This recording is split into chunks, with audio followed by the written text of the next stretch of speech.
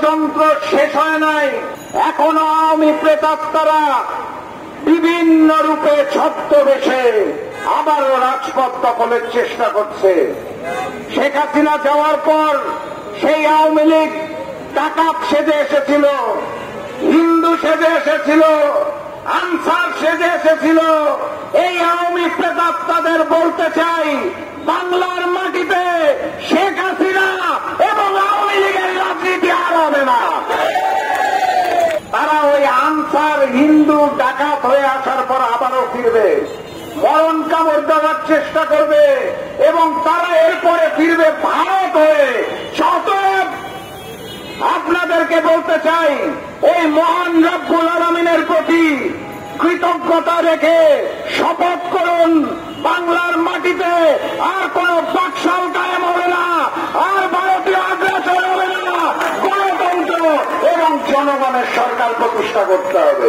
শেখ হাসিনাকে আর দেখা যাচ্ছে না। উনি কোথায় কোথায়? সারা পৃথিবী যখন গণহত্যাকারী শেখ হাসিনাকে আশ্রয় দিতে রাজি হল না, তখন শেখ হাসিনার প্রভু ওই দিল্লি এবং ভারতে যেই ওনাকে আশ্রয় নিতে হয়েছে। এই দিল্লি এবং ভারত শেখ হাসিনাকে বাংলাদেশের ক্ষমতায় রেখেছিল তাদের আগ্রাসন চালানোর জন্য, বাংলাদেশকে ভারতের একটি করদ রাজ্য বানানোর জন্য। সেই কারণে পতনের পর পালানোর জন্য এই ভারতে যেই ওনাকে আশ্রয় নিতে হয়েছে। 12 দলীয় জোট এবং আমরা দীর্ঘদিন ধরে বলছিলাম বাংলাদেশের চিরশত্রু হচ্ছে ভারত। আজকে সেটা প্রমাণ হয়েছে। সারা দুনিয়া যেখানে শেখ হাসিনাকে অবাঞ্ছিত ঘোষণা করেছে, সেই শেখ হাসিনাকে ওই ভারতই আশ্রয় দিয়েছে।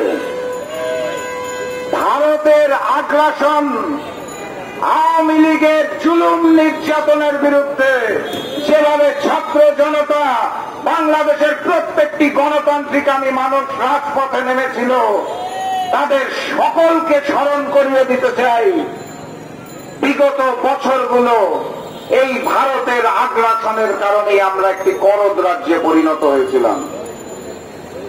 ষড়যন্ত্র শেষ হয় নাই, প্রাথমিক বিজয় অর্জিত হয়েছে। খুব আনন্দিত এবং খুশি হওয়ার মতো আমি কোনো কিছু দেখতে পাচ্ছি না। এখনো গণতন্ত্র প্রতিষ্ঠিত হয় নাই। এখনো আওয়ামী প্রেতাত্মারা বিভিন্ন রূপে ছদ্মবেশে আবারও রাজপথ দখলের চেষ্টা করছে। শেখ হাসিনা যাওয়ার পর সেই আওয়ামী লীগ ডাকাত সেজে এসেছিল, হিন্দু সেজে এসেছিল, আনসার সেজে এসেছিল। এই আওয়ামী প্রেতাত্মাদের বলতে চাই, বাংলার মাটিতে শেখ হাসিনা এবং আওয়ামী লীগের রাজনীতি আর হবে না। একটি গণতান্ত্রিকামী এবং ভারতের আগ্রাসন মুক্ত বাংলাদেশের দিকে এগিয়ে যেতে চাই। আপনাদের সকলকে করজোরে অনুরোধ করব, চোখ কান খোলা রাখবেন। বিজয়ের হাসি আনন্দ নিয়ে ঘরে ফিরবেন না। ষড়যন্ত্র চলছে।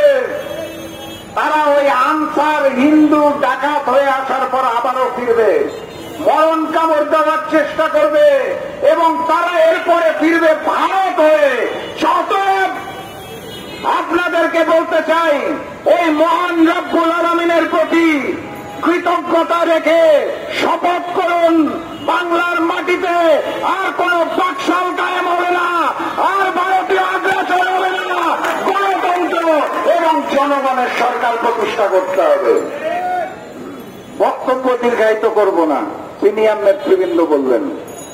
সর্বশেষ শুধু এই অন্তর্বর্তীকালীন সরকারকে স্পষ্ট ভাষায় বলতে চাই, শেখ হাসিনা এবং আওয়ামী লীগের মতো তাদের প্রভু দিল্লি এবং ভারতের সাথে কথা বলার সময় মাথা নত করবেন না।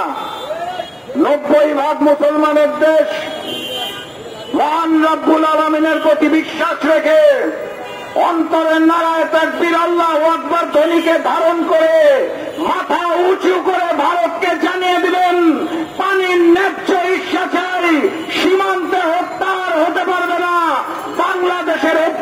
অন্তর্বর্তীকালীন রাজনীতিতে ভারতের হস্তক্ষেপ আর মেনে নেওয়া হবে না। আমরা দেখেছি অন্তর্বর্তীকালীন সরকারের উপদেষ্টারা বক্তব্য দিচ্ছেন, কিন্তু রেখে রেখে বলছেন একটি মহল বলে কিছু নাই। ওই ভারত, দিল্লি আর আওয়ামী লীগ রুখে দিয়েছি, আবারও রুখে দেব ইনশাআল্লাহ। এবং গণতন্ত্রের মাধ্যমে, ভোটের মাধ্যমে যেই সরকার আসবে সেই সরকারের প্রতি আহ্বান, আওয়ামী লীগের থেকে শিক্ষা নিন। বাংলার মানুষ জেগে উঠেছে, স্বৈরাচারকে বাংলাদেশের মানুষ আর মেনে নেবে না।